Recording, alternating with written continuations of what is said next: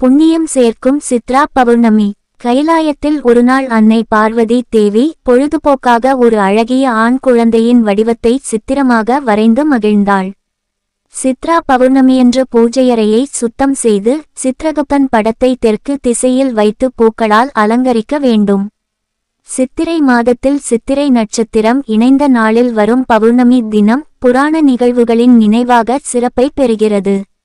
மற்ற பௌர்ணமிகளில் சிறு களங்கத்துடன் தோன்றும் சந்திரன் சித்ரா பௌர்ணமியன்று பூரணக்கலைகளுடன் பூமிக்கு மிக அருகில் தோன்றும். சந்திரனும் சூரியனும் முழு நீசம் பெறும் இந்த நாளில் நாம் தெய்வங்களிடம் சரணடைந்து வழிபடுவது நன்மைகளை தரும் என்பது ஐதீகம்.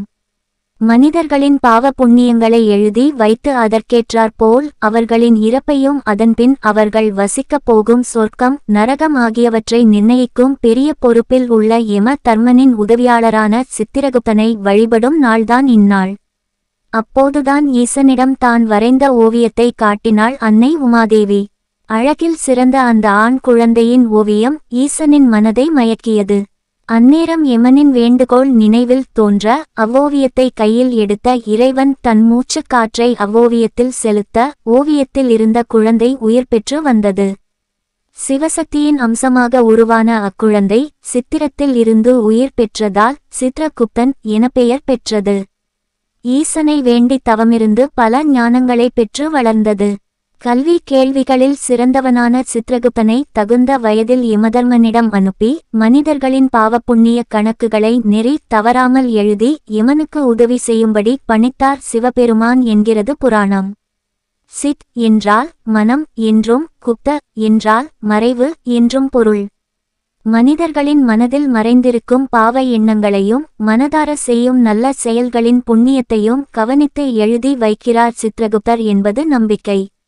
மனிதரின் பாவ புண்ணிய கணக்குகளை எழுதும் பணிக்காக இறைவனால் தோற்றுவிக்கப்பட்ட சித்திரகுப்தன் பிறக்கும்போதே கையில் எழுத்தாணி ஏடுடன் பிறந்ததாக ஐதீகம். நாம் செய்யும் புண்ணிய செயல்களையும் பாவ செயல்களையும் தவறாமல் நடுநிலையாக அவரவரின் பூர்வ புண்ணியங்களின் படி ஆராய்ந்து மறையாத எழுத்துகளால் கணக்கு புத்தகத்தில் எழுதுவதாக நம்பிக்கை. ஆகவேதான் அன்று சித்திரகுப்த பூஜையில் எழுத்தாணி மற்றும் கணக்கு நோட்டு புத்தகங்கள் வைத்து வாழ்வு வளம் பெற வேண்டுகின்றனர். சித்ரா பௌர்ணமியன்று சித்ரகுப்தன் படத்தை தெற்கு திசையில் வைத்து பூக்களால் அலங்கரிக்க வேண்டும்.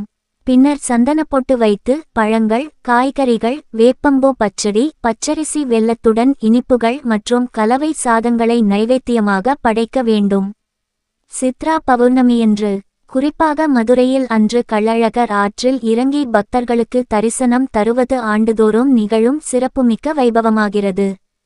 கன்னியாகுமரியில் அன்று மட்டும் ஒரே நேரத்தில் சூரியன் மறைவதையும் சந்திரன் தோன்றுவதையும் கண்டுமகிழலாம். திருவண்ணாமலையில் கிரிவலம் வரும் நிகழ்வு பிரசித்தி பெற்றதாக இருக்கிறது.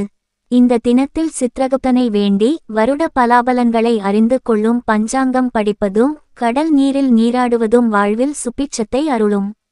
அன்றைய தினம் சித்ராதேவிக்கு அம்பிகை தேங்காய் சாதம் புளியோதரை எலுமிச்சை சாதம் தயிர் சாதம் பருப்பு பொடி சாதம் கறிவேப்பிலை பொடி சாதம் மாங்காய் சாதம் வெண்பொங்கல் சர்க்கரை பொங்கல் அரிசி உப்புமா அவல் உப்புமா கோதுமை உப்புமா ஆகியவைகளை படைத்து அவற்றை பசித்தோருக்கு தானமாக தந்து புண்ணியம் பெறலாம்.